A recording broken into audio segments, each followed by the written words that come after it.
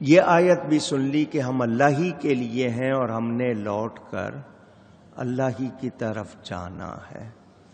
ہمارے پاس ہمارا کچھ بھی نہیں. ہمارے پاس ہمارا سب کچھ کس کا دیا ہوا ہے؟ اللہ کا.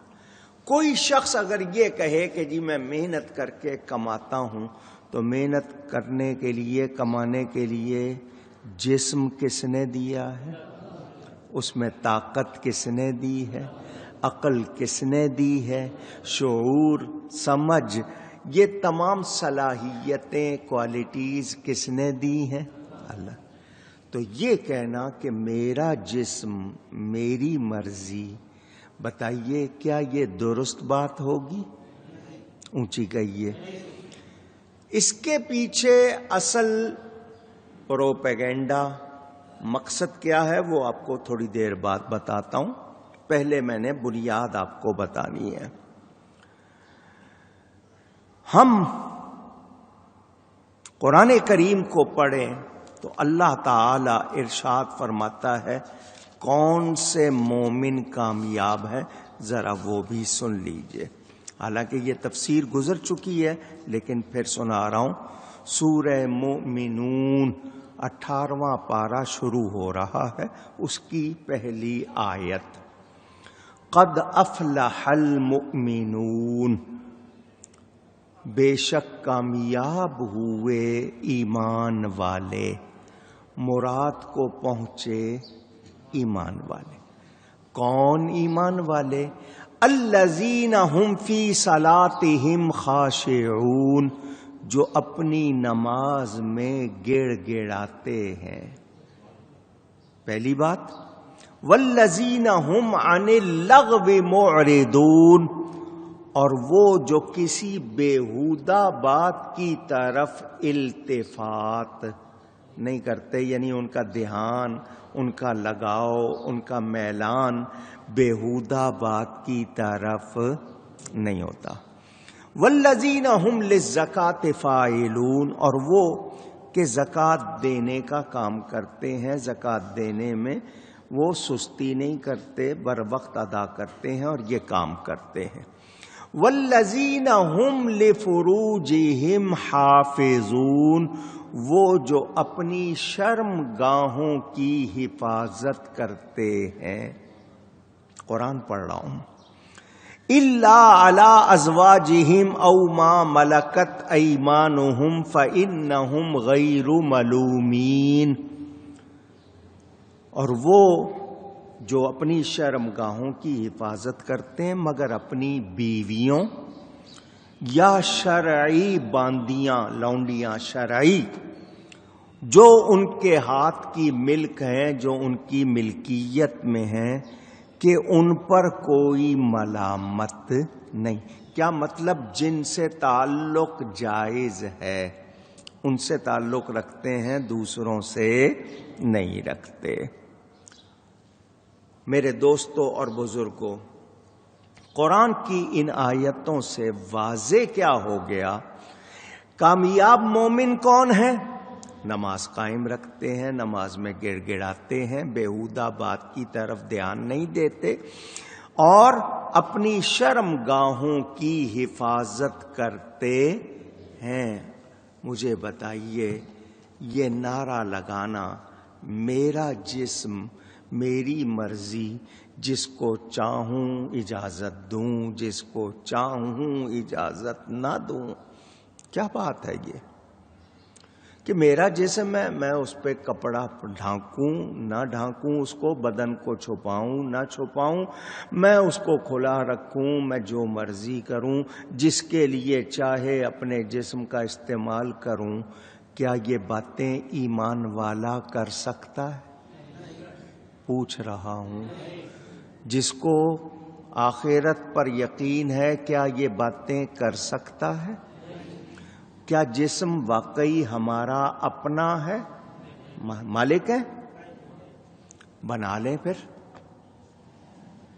اگر واقعی ہے تو بنا لیں. بن سکتا ہے؟ پوچھ رہا ہوں. نہیں. باتیں بہت سی ہیں، شریعت کی بات کرنی ہے.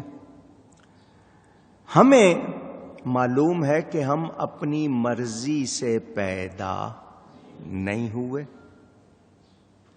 لڑکا ہونا تھا یا لڑکی ہونا تھا، یا بیمار ہو کے وہ جو درمیان والے کہلاتے ہیں آپ کے ہاں، جن کو آپ خسرے، ہجڑے یا خاص خواجہ سرا کہہ دیتے ہیں، بیماری ہے.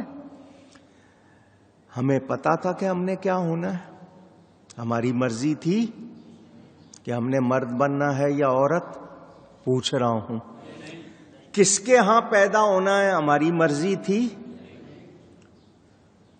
کسی پٹھان کے ہاں، کسی شیخ کے ہاں، کسی ملک کے ہاں، کسی چودھری کے ہاں، ترکی کے ہاں، ایرانی کے ہاں، افغانی کے ہاں؟ کوئی ہمیں پتا تھا؟ تو ہماری مرضی کا کیا سوال؟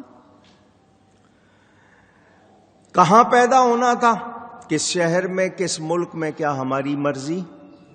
پوچھ رہا ہوں. گھر میں یا ہسپتال میں ہماری مرضی نہیں. یہ جسم کس نے بنایا؟ قرآن پڑھو. پانی کی ایک بوند سے پورا وجود بننے تک پورا بیان قرآن میں ہے کہ اللہ نے کیسے بنایا. مٹی سے ہم لوگ سب بنے ہیں. ہماری پوری پیدائش کا ذکر قرآن میں موجود ہے. تو بنانے والا کون ہے؟ اللہ تعالی. اس نے ہمیں بنایا اور اس نے بتا دیا کہ تم نے پلٹ کر میری طرف. چیتھڑے اڑ جائیں، وجود تمہارا ریزہ ریزہ ہو جائے، اللہ فرماتا میں پھر بنا لوں گا، مجھے کوئی مشکل نہیں. اب میرا سوال، اتنی باتوں کے بعد یہ کون کہہ سکتا ہے کہ میرا جسم میری مرضی؟ اب اس کا معنی کیا بتا رہے ہیں کہ جی میرا جسم میری مرضی نہیں تو کسی اور کی مرضی کا کیا مطلب؟ میرا جسم ہے، یہ جسم تمہیں اللہ نے دیا ہے، اللہ نے دیا ہے، اور اس کے استعمال کا طریقہ بھی بتایا ہے. دین، دنیا برتنے کا نام ہمارا دین اسلام، یہ دنیا برتنے کا سلیقہ. میں نے آپ کو کتنی مرتبہ یہ بات سنائی کہ آپ چھوٹی سی کوئی مشین بازار سے لاتے ہیں، اس کے ساتھ آپ کو ہدایت نامہ، مینول کہتے ہیں انگلش میں، کیسے استعمال کرنا ہے، ہاؤ ٹو یوز، وہ آپ کو ملتا ہے. چھوٹی مشین ہے تو چھوٹا کاغذ ہوگا، بڑی مشین ہے تو کتاب ہوگی، بہت بڑی مشین ہے تو اتنی موٹی کتاب ہوگی. کون سے بٹن کو دبائیں گے، کس طریقے سے چلائیں گے، کیا وہ سارا طریقہ لکھا ہوتا ہے. مشین انسان کی بنائی ہوئی، اس کے ساتھ ہدایت نامہ، اس کے خلاف چلیں، کیا مشین فائدہ دیتی ہے؟ صحیح کام کرتی ہے؟ نہیں. یہ انسان جس میں ملینز فیکٹریز لگی ہوئی ہیں، ملینز، 1 ملین 10 لاکھ کا، میں ملینز کہہ رہا ہوں، کروڑوں کارخانے اس انسان کے اندر لگے ہوئے ہیں. اس کے لیے بھی تو کوئی ہدایت نامہ چاہیے تھا. اللہ تعالی نے قرآن عطا فرمایا. بعض مشینیں ایسی ہوتی ہیں جو ٹپیکل، پیچیدہ، مشکل، ان کے لیے کوئی نہ کوئی ساتھ آتا ہے ماہر. وہ پہلے آپ کو چلا کے دکھاتا ہے، آپ کو نمونہ، ڈیمانسٹریشن کہتے ہیں نا انگلش میں، وہ پورا آپ کے سامنے اس کا مظاہرہ کرتا ہے. کیونکہ مشکل ہے، کتاب سے آپ نہیں سمجھیں گے پوری طرح، تو وہ آپ کو چلا کر دکھاتا ہے بلا تشبیہ. انسان کے اندر کروڑوں کارخانے لگے ہوئے ہیں. اس انسان کے معاملات کتنے پیچیدہ ہو سکتے تھے. اللہ نے قرآن بھی دیا، اور قرآن پر عمل دیکھنا ہو تو اللہ نے نبی عطا فرمایا. پڑھنا ہو تو 30 پاروں کو پڑھ لو، عمل دیکھنا ہو تو سیرت مصطفیٰ دیکھ لو۔ ادھر دیکھتے جاؤ، عمل کرتے جاؤ۔ حضور صلی اللہ علیہ وسلم فرماتے ہیں صلو کما رأیتمونی اصلی، نماز اس طرح پڑھو جیسے مجھے پڑھتا ہوا دیکھو،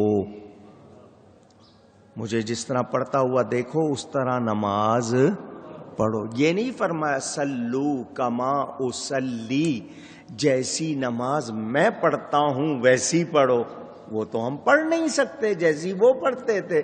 فرمایا میری اداؤں کی نقل کر لو گے کامیاب ہو جاؤ گے۔ سمجھ آ گئی بات؟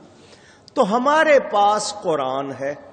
اب قرآن کی تفسیر کے معنی ہوتے ہیں بات کھولنے کے، کھول کر واضح کرنا۔